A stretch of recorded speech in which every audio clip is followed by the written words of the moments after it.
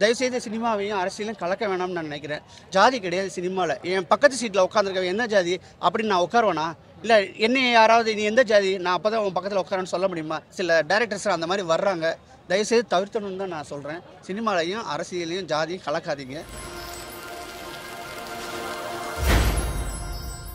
இப்போ தான் first show பார்க்குறோம். காலைல 10 மணிக்கு கமலா சினிமாஸில். ஆடியன்ஸ் வந்து ரெஸ்பான்ஸ் வந்து கிளாப் பண்ணுறதும் விசில் அடிக்கிறதும் கத்துறதும் ஒரு மாதிரி ஃபஸ்ட்டு படம் டைரக்டருக்காக வந்து எனக்கு பயங்கர ஹாப்பியாக இருக்குது. இப்போ இத்தனை வருஷம் கஷ்டப்பட்ட உழைப்புக்கு. வணக்கம். இந்த படத்தின் நான் ஏடி ராம். இந்த படத்தில் பேக்ரவுண்ட் மியூசிக் ஸ்கோர் பண்ணியிருக்கேன். Music director Sembiyan Madevi. இந்த படத்தை நாங்கள் உங்களுக்கு லான்ச் பண்ணுறோம். சொல்லுங்கள். ரிசப்ஷன் எந்த அளவுக்கு சார் இருக்குது நீங்கள் பார்த்த வரைக்கும்? வரவேற்பு எந்த அளவுக்கு இருக்குது? வரவேற்பு வந்து லைவ்லியாக இருக்குது. இப்போ நீங்கள் பார்க்குறீங்க ஆடியன்ஸு ஒரு லைவ்லியான நேச்சுரலான ஒரு என்கேஜிங்கான மூவி இது. படம் மூலிமா நம்ம என்ன கருத்து தெரிவிக்க என்ன கருத்து சொல்கிறோம்னா, இந்த படம் பேசிக்காக வந்து நம்ம ஒரு மனித நேச்சுரல் ஃபீலிங்கை காதலுக்கும் அது உள்ள ஒரு ஜாதி உள்ளே வரும்போது என்ன அது பண்ணுன்றதை ரிஃப்ளெக்ட் பண்ணி தான் அந்த படம் பண்ணியிருக்கோம். இறுதியில் காதல் வென்றுச்சா ஜாதி அந்த ப்ரொபோஷனில் தான் அந்த கதை மூவ் ஆயிருக்கு. அந்த உங்கள் ரெஜினா விஜய் பேசுகிறேன். எல்லாரும் எப்படி இருக்கீங்க? செம்பியன் மாதவி படம் கமலா தேட்டரில் ரிலீஸ் பண்ணாங்க. நான் இந்த படத்தில் செகண்ட் ஹீரோயினாக பண்ணியிருக்கேன். ரொம்ப சந்தோஷமாக இருக்குது. இந்த படத்தில் மக்கள் கூட நான் பார்க்கும்போது, அதாவது தேட்டரில் வந்து நான் பார்க்கும்போது ரொம்ப சூப்பராகவும் ஒரு எதிர்பார்ப்போட மக்கள் எல்லாருமே பார்த்துட்டு இருந்தாங்க. ரொம்ப அழகாக என்ஜாய் பண்ணாங்க. So emotional bonding. ஸோ மக்கள் மத்தியில் ஒரு பெரும் புரட்சியை ஏற்படுத்தி ஒரு விழிப்புணர்வாக இந்த படம் அமைஞ்சிருக்கு. ஸோ இந்த படத்துக்கு வாய்ப்பு கொடுத்த பத்மநாதன் சாருக்கு ரொம்ப நன்றி. ஸோ கண்டிப்பாக எல்லாரும் படத்தை தேட்டரில் போய் பாருங்கள். வணக்கம், என்னோட பெயர் குமரேசன்.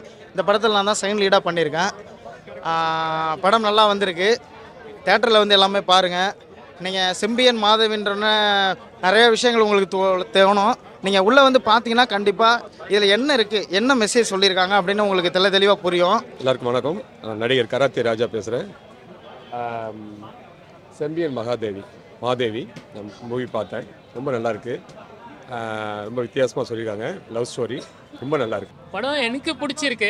எல்லாமே ரொம்ப நாளைக்கு அப்புறம் ஒரு என்டர்டைன்மெண்ட்டாக நல்லா இருக்குது. நல்லா புது டீமு மாதிரி தெரில. இது எல்லாமே வந்து பேக்ரவுண்ட் ஸ்கோராக இருக்கட்டும், வரிகளாக இருக்கட்டும், மியூசிக்காக இருக்கட்டும், ஆறு எல்லாமே வந்து நல்லா இருக்குது. பார்க்கும்போது என்னென்னா ஆடியன்ஸ் எல்லாமே வந்து என்ஜாய் பண்ணி பார்க்குறாங்க படத்தை. பார்த்தா ரொம்ப சூப்பராக இருந்தது. எஸ், கம்மி பட்ஜெட்டில் பண்ணியிருக்காங்க. And same direction, hero, then music, so எல்லாமே வந்து சேம் ஒரே பர்சன் தான் பண்ணியிருக்காங்க. ஸோ எக்ஸலண்ட்டாக பண்ணியிருக்காரு. ஃப்ரம் தி பிகினிங்லேருந்து எண்டு வரைக்குமே மூவி நல்லா இருந்தது. அண்ட் ஃபைனலாக கிளைமேக்ஸ் வந்து பார்த்திங்கன்னா ட்விஸ்ட் இருந்தது. ஹீரோ வந்து அந்த பர்சனை கொண்டிருப்பாங்கன்னு பார்த்தோம். பட் லாஸ்ட்டில் மாதவி கொண்டாங்க. ஸோ அது நல்லா இருந்துச்சு. அரும்பு இயக்குனர் நம்ம லோக பத்மநாதன் அவர் இயக்கியிருக்காரு. மியூசிக் டைரக்டர் ப்ளஸ் ப்ரொடியூசர் போல் நல்லா பண்ணியிருக்காங்க படம். இப்போ தான் பார்த்து வெளில வரும்போது ஒரு நல்ல கனெக்ட் ஆகிருக்கு படம். செம்பியன் மாதேவி இந்த சமூகத்துக்கு தேவையான ஒரு நல்ல படைப்பு. இன்றைக்கும் வந்துட்டு நிறைய செம்பியன் இருக்காங்க, நிறைய மாதவிகள் பாதிக்கப்படுறவங்களும் இருக்காங்க. ரொம்ப சூப்பராக பண்ணியிருக்காங்க. டைரக்ஷன் நல்லா இருக்குது. ஆக்டிங் வைஸும் ஹீரோயின் அவங்க பெஸ்ட் கொடுத்துருக்காங்க. மீது எல்லா ஆர்டிஸ்ட் எல்லாருமே ரொம்ப கஷ்டப்பட்டு எடுத்த ஒரு படம் இது. நைட்டு பகல் பார்க்காம கஷ்டப்பட்டு வேலை செஞ்சுருக்கோம். சாங்ஸ் எல்லாமே சூப்பராக வந்திருக்கு. ஸோ இப்போ வந்து இதுவும் ஃபர்ஸ்ட் ஷோ முடிஞ்சிருக்கு. ப்ரிவியூவில் நாங்கள் எல்லோரும் பார்த்தோம். இதே மாதிரி நிறைய கொஸ்டின்ஸ் நிறையா எழுந்து வந்தது. ஒரே கான்ட்ரவர்ஷியலாக லைட்டாக போயிட்டு இருந்தது.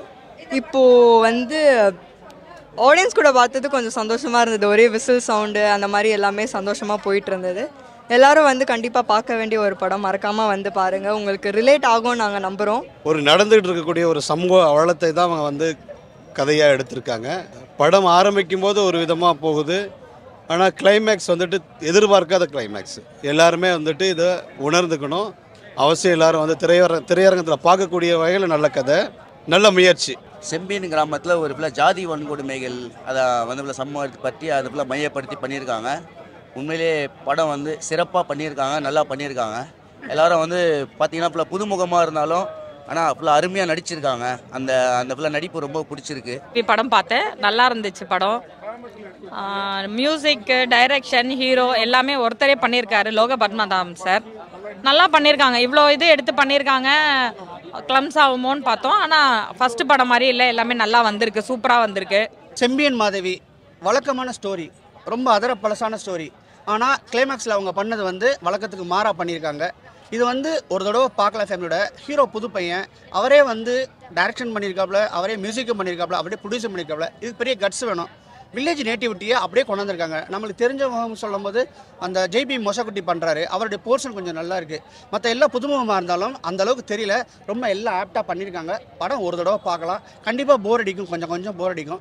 சாங்ஸ் வந்து ஒரு சாங் ரொம்ப நல்லா இருக்குது, பேக்ரவுண்ட் ஸ்கோர் வந்து நல்லா சப்போர்ட் பண்ணியிருக்கு, கண்டிப்பாக ஒரு தடவை பார்க்கலாம். ஒரு இயக்குனராக இருந்துட்டு ஒரு ஹீரோவாக வந்து ஒர்க் பண்ணுறது ரொம்ப கஷ்டம்.